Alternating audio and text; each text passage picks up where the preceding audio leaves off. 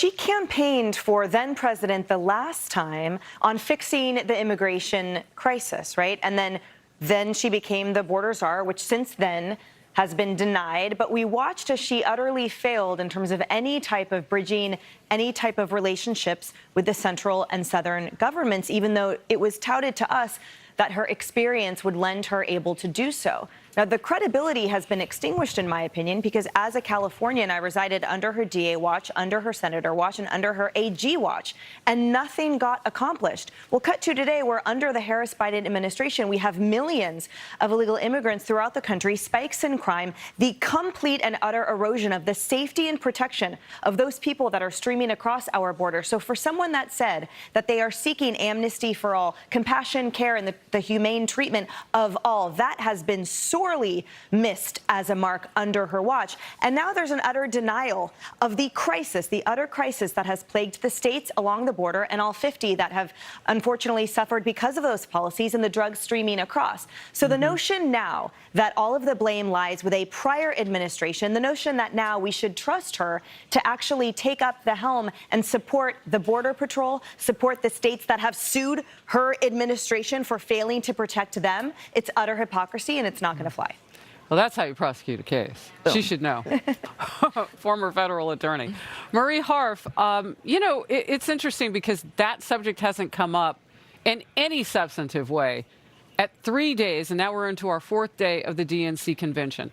Yet it's in a top 3, rocking that way for more than a year among Americans polled across the country. Why not? Well, I expect we'll hear a little bit more about it this evening. At least I hope we will. How about a lot and if more? we just look at sheer numbers, well, there's a lot of issues to cover, and hopefully her speech is, 30 to 40 minutes. But on the actual numbers, border crossings are at their lowest point since Donald Trump was president. A lot of people have argued, with me on this show and elsewhere, that it was too little too late and they waited too long to close the border. But the reality is they have now. And she has worked with those countries in Central and South America to try and address the root causes. And Democrats supported a bill that would have been the toughest immigration bill. That would have been the toughest immigration bill in decades that Donald Trump killed for political reasons. They can still bring in 2,500 every day. That is not true. Well, look, the numbers are the lowest they've been since Donald Trump was president. That is true. That's a fact. So if Donald Trump's going to go to the border and talk really tough and say a lot of things that are offensive and not true and not compassionate in any way for the situation, where they're actually taking steps to fix it. But the last thing I'll say is I do think it's a crisis, and I think a lot of Democrats think it's a crisis. And I think my party has to make a case for why we will continue to crack down on illegal immigration, because voters do care about, as we know. We have a former Speaker of the House, Kevin McCarthy, with us today, who also can prosecute a case. Kevin. Well, what's shocking to me is right after they were sworn into office, a few months later, we watched the border explode because of their policies. The first thing they did on the day they were sworn in is stop finishing the wall. They literally took that equipment and hid it away. The other thing, when I went and toured the border in 2021, right after that, talking to the border agents, there's 2 things that picked up. When I interviewed the people who were coming over, they said they came over because Biden-Harris invited them to. Secondly, the border agents told us what they really found was terrorists on the watch list were coming over. I put this out in a press conference, and Ruben Gallegos, a congressman from Arizona, a border state, now the Democrat nominee for Senate in that state, challenged me and said I was lying. And what did we find out? Not only was I telling the truth, he never apologized, but we found just in the month of February that they caught more people on the terrorist watch list. And think how difficult it is to get on that list than we caught the entire 4 years under the Trump administration. So maybe they changed their behavior because they're running for office, but they already did so much damage to our country that if you go to the state of Massachusetts, their #1 issue, where their Democratic governor actually has a state of emergency because of the southern border. In the city of New York, the #1 issue is the border.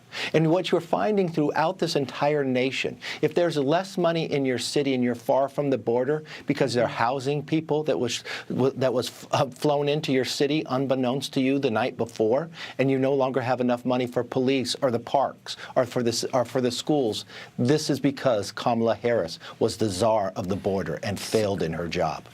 A recent Fox News poll is asking what best describes the situation in the U.S. southern borders. Emergency, they call it, 44%. A major problem, 43%. A minor problem, 11%. And I want to drill down just a little bit, Kaylee, before I go to you. In February of 2019, the emergency category was 27%. And in February of 2024, it was 41%, and now it's 44%. Kaylee. So Marie says the official numbers have lessened. That is true. But here's what the official numbers do not include. Parolees, those leased into the interior of the United States, 1.9 million known gotaways. Our own Bill Malhusian, who's actually at the border often, has talked about ICE being overwhelmed. So the official number doesn't tell the whole story. But let me say one thing. I was coming here and I was looking at a liberal network and I was reading what they had at the lower part of their screen. And it said star-studded convention. And that's true. Oprah stood behind me. Little John came out and surprised everyone. There are reports that Katy Perry will be here tonight. We just heard the Dixie Chicks sing. I guess they're called the Chicks now. There's been a lot of stars, but there's some names that haven't been mentioned. Laken Riley, a college girl who went for a run and lost her life. Rachel Morin, a mother of 5 who went for a run and lost her life. Jocelyn Ngari, a 12-year-old girl who went to the convenience store and lost her life. All by illegal immigrants, all preventable, all a result of the perilous, dangerous, and irresponsible Harris-Biden border policies. You don't need legislation. You need a pen, and you need the will. And Harris could not find it within herself for 3.5 years to go to Biden and say, pick up your pen, whip out 212F, sign this into law because another girl should not lose their life. It is inexcusable. It is disqualifying for the role of President of the United States. Well, and she's being peddled as, pick her because she's a woman in some categories. Yes, because of her skin color and others, or her biracial makeup. But this idea of just being a human being that needs to be doing the right thing, that's what really needs to be hit at this point, because it's definitely hurting our country. Yep. The problem at the border. Vice President Kamala Harris does not have a policy page on her campaign website. This is laughable, though, because when you go there are 3 pages deep. Every time you click continue, it's donate. Trump has created a campaign page with policies for Kamala Harris.